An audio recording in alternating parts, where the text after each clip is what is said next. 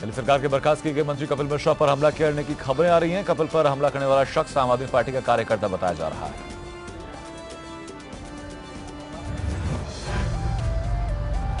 दिल्ली के मुख्यमंत्री अरविंद केजरीवाल के खिलाफ बगावती तेवर अपनाए पूर्व मंत्री कपिल मिश्रा ने अब आप नेताओं की विदेश यात्राओं की जानकारी सार्वजनिक करने की मांग को लेकर अनशन शुरू कर दिया है।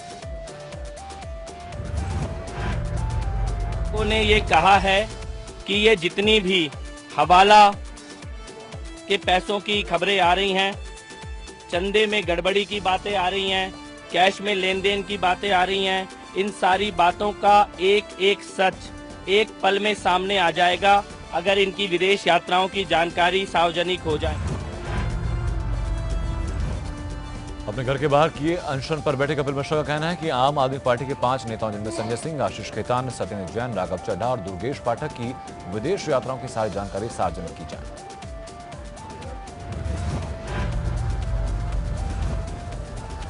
उन्होंने कहा कि अनशन नहीं बल्कि सत्याग्रह है और केजरीवाल जब तक इन यात्राओं की जानकारी सार्वजनिक नहीं करेंगे तब तक उनका आंदोलन जारी रहेगा। सर, मैं कोई धरना नहीं कर रहा हूँ, मैं सत्याग्रह कर रहा हूँ। आपके घर के बाहर नहीं बैठ रहा, अपने यहाँ पर एक कोने में अकेला बैठूंगा। पर जब तक ये सारी जानकारियाँ सार्वजनिक नहीं की जाएंगी तब तक कुछ नहीं खाऊंगा, केवल जल ग्रहण करूंगा। आपके सियासी घमासान के बीच कपिल मिश्रा को जान से मारने की धमकी मिली। कपिल मिश्रा को यह धमकी इंटरनेशनल नंबर से मिली है। मुझे पता है कि आपको मेरे मर जाने से कोई फर्क नहीं पड़ता, मुझे भी कोई चिंता नहीं है। ये मामला पूरे देश से जुड़ा हुआ है। आज ये जानकारियां सामने नहीं आई तो कल और भी ज्यादा गलत काम होंगे। दिल्ली विधानसभा का विशेष सत्र बुलाकर आम आदमी पार्टी ने वोटिंग मशीन में छेड़छाड़ का डेमो कर दिखाया और चुनाव आयोग को चुनौती दी।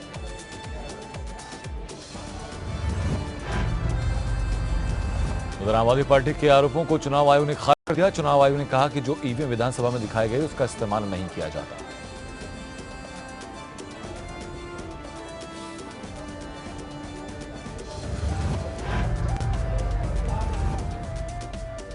मोदी ने सुप्रीम कोर्ट में ऑनलाइन पिटीशन दायर करने की व्यवस्था की शुरुआत की। दिल्ली के विज्ञान भवन में कार्यक्रम में बोलते हुए प्रधानमंत्री मोदी ने कहा कि जज छुट्टियां कम करके काम कर रहे हैं, इसके लिए आभार।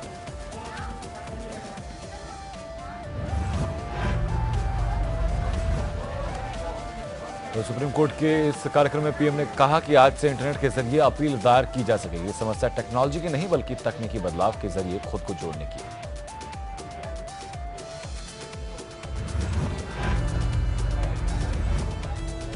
पीएम ने इस दौरान बताया कि एक A4 साइज का कागज तैयार होने में 10 लीटर पानी का प्रयोग होता है।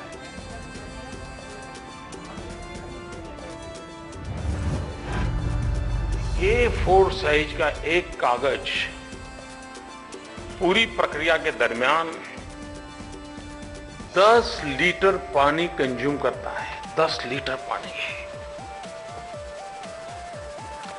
इसका मतलब ये हुआ कि मैं अगर इस पेपरलेस दुनिया की ओर जाता हूं तो मैं कितनी बड़ी आने वाली पीढ़ियों की सेवा करने वाला हूं।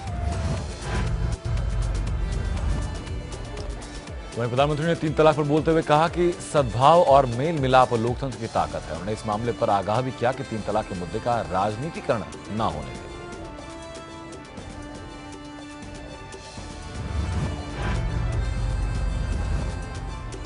मोदी सरकार के 3 साल पूरे होने के खुशी में बीजेपी पूरे देश में मेगा प्रचार करेगी। ये प्रचार अब तक का सबसे बड़ा प्रचार कार्यक्रम होगा।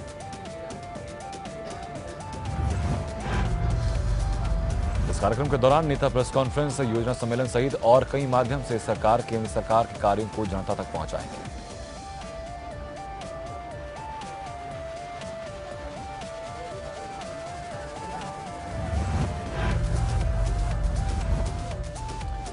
पीएम मोदी ने सभी मंत्रियों से 3 साल के रिपोर्ट को लेकर प्रचार करने के दिशा निर्देश दिए, जिसके फाइनल प्रारूप पर 1-2 दिन में फाइनल मोहर लग जाना तय माना जा रहा है।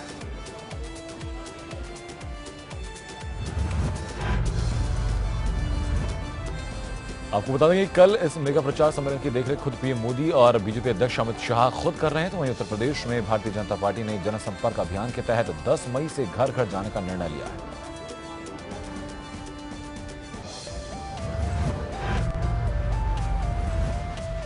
कुलभूषण जाधव मामले में पाकिस्तान को अंतर्राष्ट्रीय अदालत से बड़ा झटका लगा। हेग स्थित इंटरनेशनल कोर्ट ऑफ जस्टिस ने कुलभूषण जाधव की फांसी की सजा पर रोक लगा दी।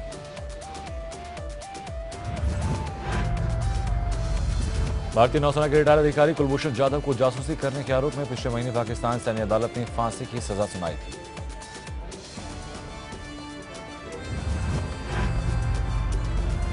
भारत ने पाकिस्तान के आरोपों का खंडन करते हुए कहा कि जाधव नौसेना के रिटायर्ड अधिकारी हैं और उन्हें ईरान से अगवा किया गया था।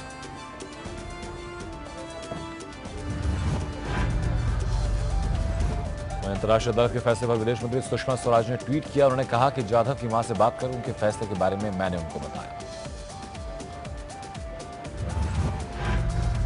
देर आए दुरुस्त आए, हिंदुस्तान ने ये उचित कदम उठाया है।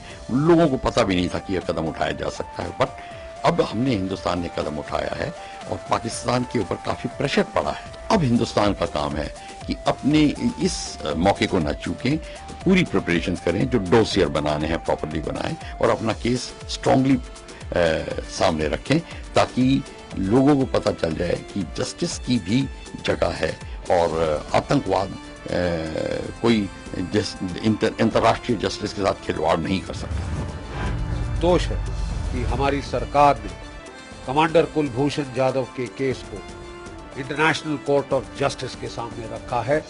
अब पाकिस्तान को सबक सिखाने का वक्त आ गया है, ताकि उसको थोड़ी तहजीब, फौजी तहजीब और फौजी जो है अकल सिखाई जाए, ताकि उसको पता चले कि ऐसी वैश्याना हरकतों के कॉस्ट और कॉन्सिक्वेंसेस होंगे, सीरियस अंजाम। कुलभूषण जाधव मामले में भारत को बड़ी कूटनीतिक जीत मिलने के बाद कुलभूषण के दोस्त तुलसीराम पवार ने फैसले पर खुशी जाहिर की।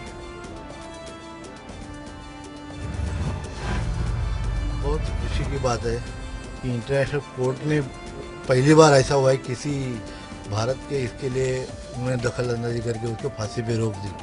वो तो पाकिस्तान जुड़ा है इंटरनेशनल लेवल में, उनकी छवि तो पहले से खराब है और भारत कितना सच्चा है दुनिया को पता है।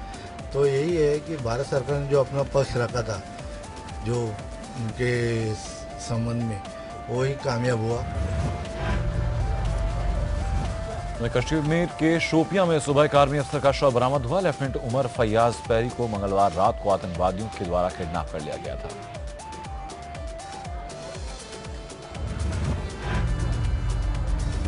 उमर फैयाज पैरी शोपिया के रहने वाले थे। उन्हें उनके घर से ही किडनैप किया गया। बता दें आपको कि 1 मई को जम्मू के मेंढर सेक्टर में पाकिस्तान की तरफ से फायरिंग की गई थी। इस हमले में भारत के 2 जवान भी शहीद हो गए थे।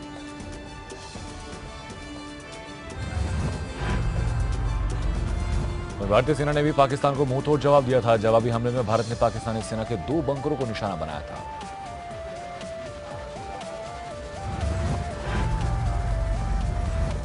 तो आर्मी ऑफिसर की हत्या के बाद एक बार फिर तीखी प्रतिक्रियाओं का सिलसिला शुरू हो गया है। अभी हमें होशियार रहना चाहिए कि इस प्रकार के हादसे ना हो। हमारी जब भी नेटवर्क जो है, हमारी इंटेलिजेंस नेटवर्क, इन्होंने काफ़ी खबर रखनी चाहिए। सिविल और मिलिट्री इंटेलिजेंस में काफ़ी तालमेल होने की आवश्यकता है। यहाँ पर एक क्लियर दिखता है कि कहीं ना कहीं इंटेलिजेंस नेटवर्क जो है इसकी कमी बढ़ी हुई है।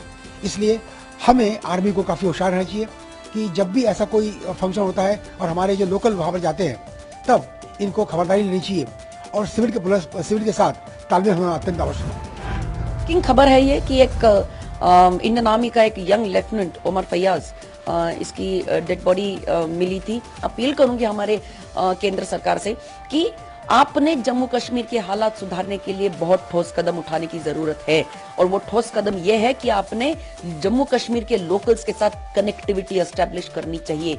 एक बहुत जरूरी है कि आपने रीच आउट करना चाहिए लोकल्स के साथ और उन्हें समझाना चाहिए कि ये अलगाववादी, इनका कोई एजेंडा नहीं है। ये सिर्फ और सिर्फ हिंसा चाहते हैं वैली में, ये लोग कोई और चीज नहीं चाहते हैं। और इनकी बातें सुनना लोकल्स ने बंद कर देना चाहिए। तभी जम्मू कश्मीर की तरक्की होगी, तभी जम्मू कश्मीर के हर युवा को रोजगार मिलेगा और तभी जम्मू कश्मीर ये आगे बढ़ेगा। देश जहां कश्मीर में शहीद हुए लेफ्टिनेंट फैयाज अहमद को लेकर यूपी के पूर्व सीएम और सपा के राष्ट्रीय अध्यक्ष अखिलेश यादव ने एक बार फिर अजीबोगरीब बयान दिया।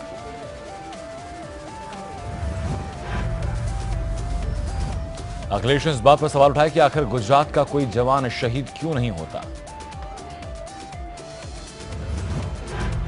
जवानों का सर कटा है और क्या क्या अंग कटे हैं जो आपने नहीं बताए, आपको बताना चाहिए। पर हम तो कहते हैं यूपी, बिहार, मध्य प्रदेश, दक्षिण भारत के बहुत सारे शहीद हुए हैं। बताओ गुजरात का कोई एक भी जवान शहीद हुआ हो तो बताओ। तो शहीदों पे राजनीति करना, देशभक्ति की राजनीति करना, वंदे मातरम पे राजनीति करना, राष्ट्रवाद पे राजनीति करना, आखिरकार ये परिभाषा क्या? अखिलेश यादव के बयान पर केंद्रीय मंत्री महेंद्र नाथ पांडे ने बेहद तीखी प्रतिक्रिया दी है। परिवार को बंटवारा करते करते अखिलेश यादव की अकल इतनी कुंद हो गई है कि वे हार की खींच में भारत के बहादुर जवानों में प्रांत और अन्य वर्ग के आधार पर भेद पैदा कर रहे हैं। ये बहुत ही निंदनीय टिप्पणी है। भारत का हर जवान भारत के लिए शहीद और बलिदान के लिए हर समय न्यौछावर होता है। भारत की सेना के मनोबल जिसको ऊंचा करने के लिए भारत का आम नागरिक 24 घंटे तत्पर रहता है और वहाँ एक जिम्मेवार पद पर रहे व्यक्ति की टिप्पणी निश्चित तौर से मनोबल पर गलत प्रभाव डालता है। नोएडा में यूपी विधान परिषद के सभापति रमेश यादव के भतीजे और पूर्व सपा विधायक आशीष यादव के भाई मोहित यादव पर जिला अस्पताल में स्वास्थ्य कर्मियों के साथ मारपीट करने का मामला सामने आया है।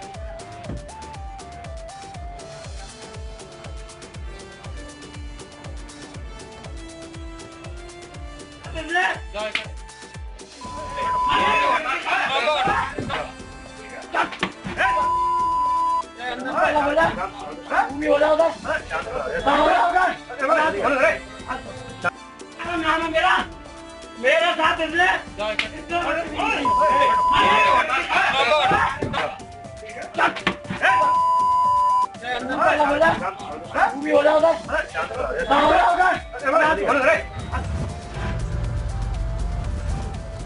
आजमगढ़ के सिथारी स्थित हाइडल कैंपस कार्यालय में घुसकर एसडीओ को पीटने का मामला सामने आया। पीटने का आरोप बीजेपी युवा मोर्चा के जिला संयोजक पर लगा।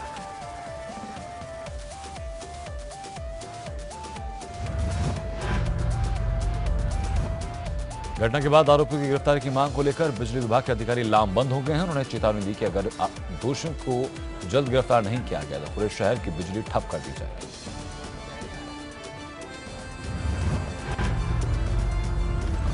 मुरादाबाद में बजरंग दल और बीजेपी कार्यकर्ता आपस में भिड़ पड़े। आरटीओ दफ्तर में दोनों दलों के कार्यकर्ताओं के बीच जमकर मारपीट हुई। ऑफिस के बगल में फर्स्ट एड बॉक्स की बिक्री को लेकर के दो पार्टियों के बीच में बवाल हुआ। इसमें क्या क्या और घटनाएं हुई इस बारे में अभी मैं तफ्तीश कर रहा हूं, जिसमें गोली चलने की भी सूचना है। इसके ऊपर अभी पुलिस आई है। पुलिस के सामने दोनों ही पार्टियां भागी हुई हैं। इसके बारे में छानबीन की जा रही है। दोनों पार्टियों को बुला करके आवश्यक कार्रवाई करेंगे। वहीं सहारनपुर बवाल मामले में सरकार ने कार्रवाई की है। एसपी सिटी संजय सिंह और एसपी देहात रफीक अहमद हटाए गए।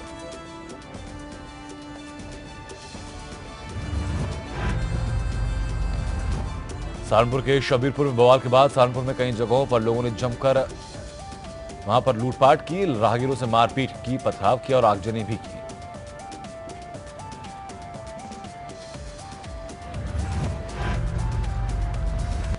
सहारनपुर मामले में ADG law and order Aditya Mishra का कहना है कि अब हालात सामान्य है।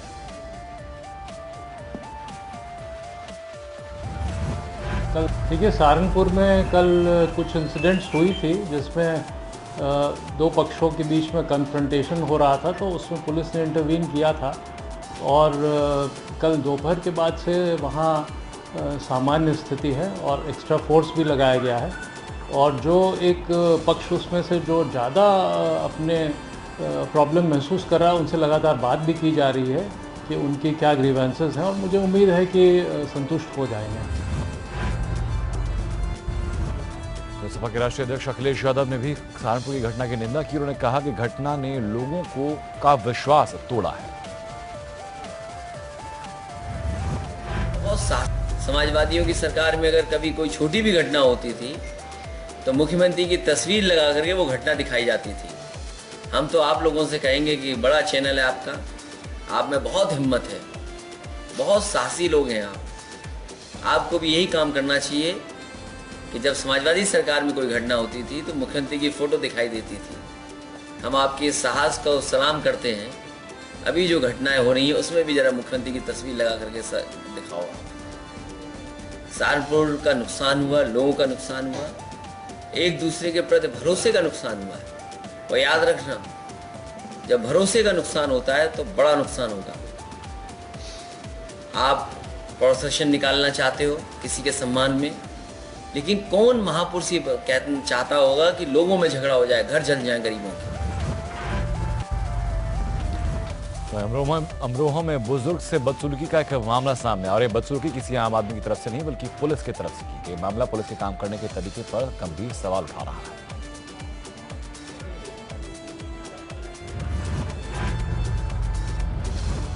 दरअसल अमरोहा में कोर्ट के आदेश पर पुलिस मकान खाली कराने पहुंची थी। इस दौरान पुलिसकर्मी ने 70 साल के बुजुर्ग महिला को घसीटते हुए घर से बाहर निकाला और सड़क पर छोड़ दिया।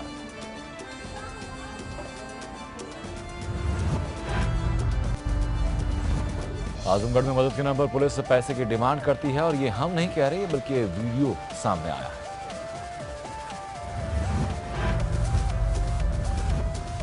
ये मामला तब सामने आया जब जियरपुर कोतवाली के अजमतगढ़ टाउन में एक रहने वाले एक व्यक्ति थाने पहुंचा और उससे मदद की बजाय पैसे की मांग वहां पर की गई।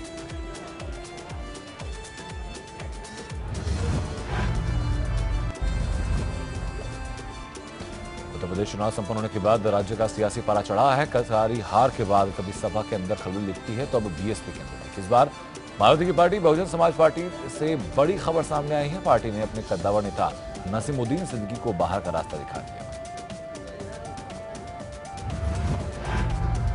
देश और उत्तराखंड प्रदेश में अभी हाल ही में विधानसभा के हुए आम चुनाव का नतीजा आने के बाद और खासकर श्री नसीमुद्दीन सिद्दीकी को सौंपे गए क्षेत्र का नतीजा काफ़ी ज़्यादा खराब आने के बाद इनकी चुनाव में रही ज़बरदस्त कमियों की वजह से इनके सौंपे गए क्षेत्र के पार्टी के लोगों ने अर्थात पश्चिम उत्तर प्रदेश व लखनऊ मंडल एवं उत्तराखंड प्रदेश के पार्टी के लोगों ने इन पर काफ़ी गंभीर आरोप लगाते हुए इनका ज़बरदस्त विरोध किया। ताजनगरी आगरा में दिन दहाड़े एक महिला की गोली लगने से आसपास के लोगों में दहशत फैल गई। सूचना मिलने पर पहुंची एतमादुल्ला पुलिस ने घटना की जांच पड़ताल शुरू कर दी। मामला मंगलवार दोपहर बाद का है।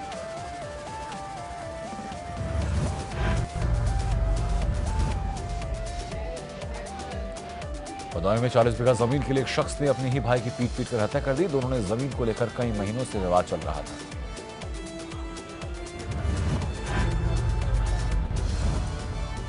हापुड़ के सिंभावली में कलयुगी बहू ने अपनी सास का गला दबाकर हत्या कर दी। जानकारी के मुताबिक बहू ने पहले सास के साथ लोहे की रॉड से मारपीट की, फिर गुस्से में आकर उसकी गला दबाकर हत्या कर दी।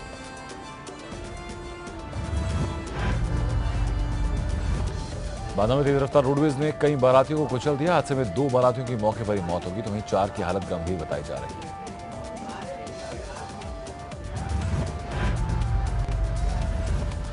भोपाल में एक 25 साल के लड़के की हत्या कर दी गई। दरअसल आपसी विवाद में 4 लोगों ने उसकी पिटाई की और वो अधमरा हो गया।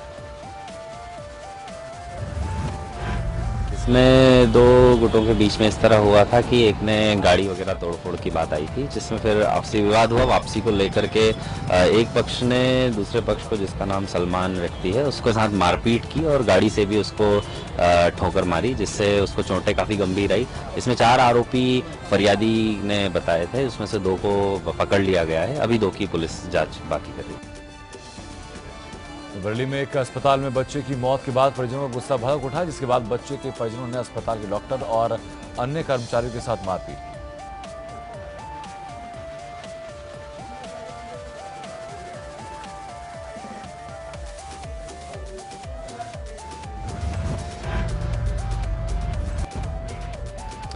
पेट्रोल पंप में घटतौली के मामले का पर्दाफाश होने के बाद अब पूरी यूपी में पेट्रोल पंप पर छापेमारी का दौर शुरू हो चुका है। कोई कमी नहीं पाई गई है। डिलीवरी भी सही थी, पल्सर कार्ड, कैलिब्रेशन कार्ड सब कुछ खोल के देखा गया, सब कुछ सही पाया गया। कोई किसी प्रकार की एडिशनल फिटिंग या कुछ भी नहीं है। इस पेट्रोल पंप में क्या पाया? इस पंप पे कोई दिक्कत नहीं है, सब सही ठीक है। मिर्जापुर में जट्रोफा का फल खाने से 16 बच्चे बीमार हो गए, जिनमें 4 बच्चों की हालत गंभीर बताई जा रही है। बच्चों का जिला अस्पताल में इलाज चल रहा है। दरअसल मिर्जापुर के कटरा कोतवाली अंतर्गत अनगढ़ के पास बादाम समझकर खेल खेल में 16 से अधिक बच्चों ने जट्रोफा का फल खा लिया।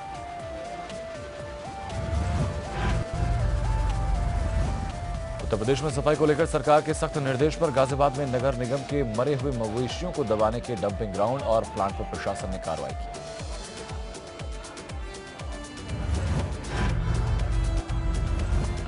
यूपी के महाराजगंज जिले में संचालित परिषदीय विद्यालयों की शिक्षा व्यवस्था को बेहतर बनाने के लिए शिक्षा विभाग के अधिकारियों ने अब ऐसे स्कूलों के खिलाफ नोटिस जारी कर कार्रवाई करना शुरू कर दिया जो कि बिना मान्यता के ही चल रहे हैं।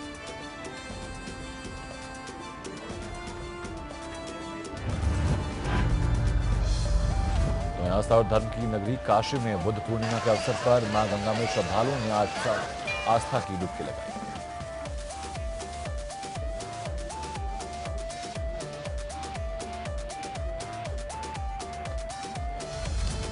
आज pop star Justin Bieber Mumbai में अपना जलवा बिखेरेंगे। 23 साल के ग्रामी winner singer Justin Bieber DY Patil stadium में आज कंसर्ट करेंगे।